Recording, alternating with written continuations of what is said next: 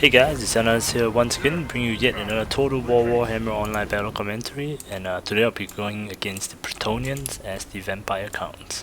So let's talk a little bit about my build over here. I have 3 units of Vargheists over there with my Red Duke, the Red Dude, on his dragon.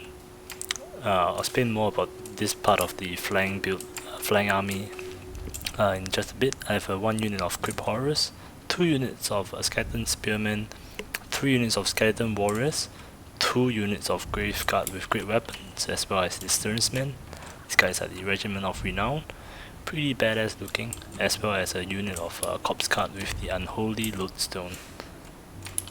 For my opponent, he has a unit of Royal Pegasus Knights, 2 units of 1 unit of Grey Knight, and a unit of Knights of the Realm over here, as well as the Fate Enchantress on her unicorn.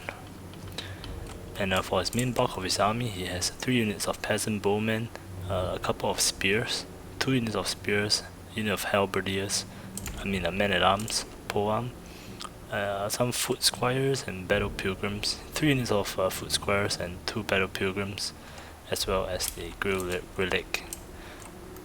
This unit always never fails to make me laugh. It's just a dead knight on a horse, fake horse that's carried by people. Gives them a very huge morale boost to his army, makes them immune to psychology. So I thought he was going to bring a very heavy flying cav contingent as the Bretonnians, which is why I brought these Vargheists over here. They give me a kind of a mobile aspect, because I didn't really bring the cav, the Blood Knights, as the vampire counts, because I didn't really want to face him on the ground, especially against his Grey Knight. So I brought these Vargheists. They give me a mobility to take out his archers if I need to. And over here I pop Winds of Death over here, which is going to be a key part of why this is going to be a key part to the outcome of this battle.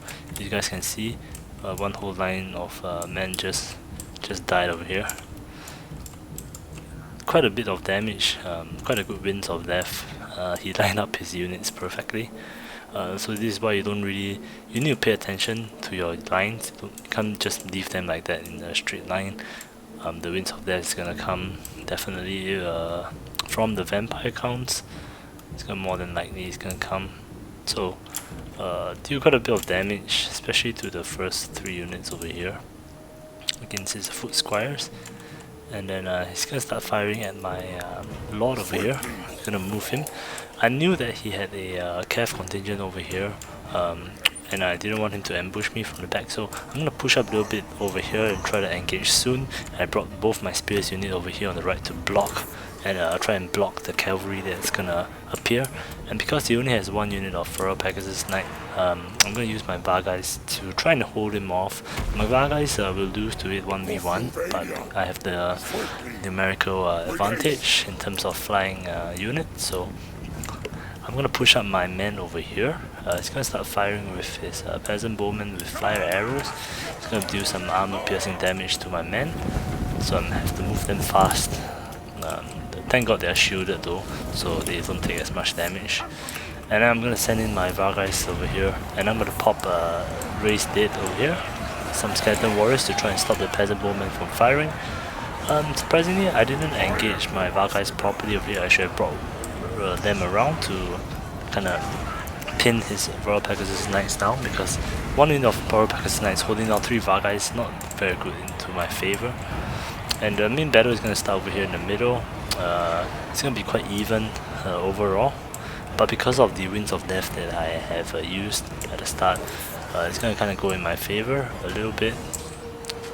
Not all of them are engaging, especially this guy, so I didn't pay attention as well. You can see only a few men engaging, and his cavalry is going to start coming in from the back, so I'm going to set up some of my defenses over here on the right against his cavalry, and winning the fight in the air. You can see even with 3 Vargheists attacking one of his Royal Pegasus Knights, one of my Vargheists actually is going to rout soon, so I send in my general to help him out. And cavalry movement over here, pretty good flank by him. I managed to kind of intercept one of it over here, but he's going straight for my corpse guard, and you can see my units tango down here. I didn't really micro them properly, and even though I'm winning on the left flank as well as the middle here, you can see I raised it again to prevent his archers from firing.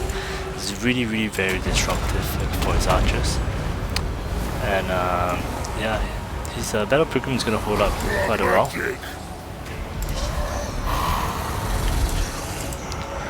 Fear Enchantress over here, I'm gonna attack it because he's constantly healing up their men.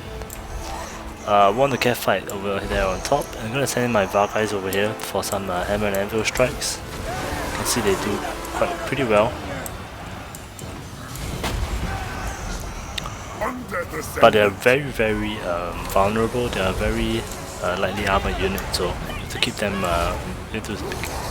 well protected, but they're gonna fall pretty fast. Fear Enchantress over here is broken, and overall I'm winning the fight, especially with my corpse guard still alive, healing up my men passively, and you can see his line starting to break. His archers are still a big problem for me, but they're not firing because of the skeletons, so you have to disrupt your enemy missile units if you don't have any missile units on your own, because they are gonna deal quite a lot of damage. You can see the psychological debuff coming in. He lost his Grill Relic, and he lost his morale for his entire army. So I would say nice try from him with the Cav flank, but I think what kind of won me the game was the Winds of Death at the start, as well as keeping his archers held up in place with the raised state skeletons. And yeah, the Vargheists did pretty well against the Royal Pegasus Knights, although I needed 3 of them, and they are really lightly armored, so I have to find another way to use them more efficiently. But nevertheless, kind of glad that I brought them. So I hope you guys enjoyed this battle, and I'll see you guys in the next one. Take care, guys.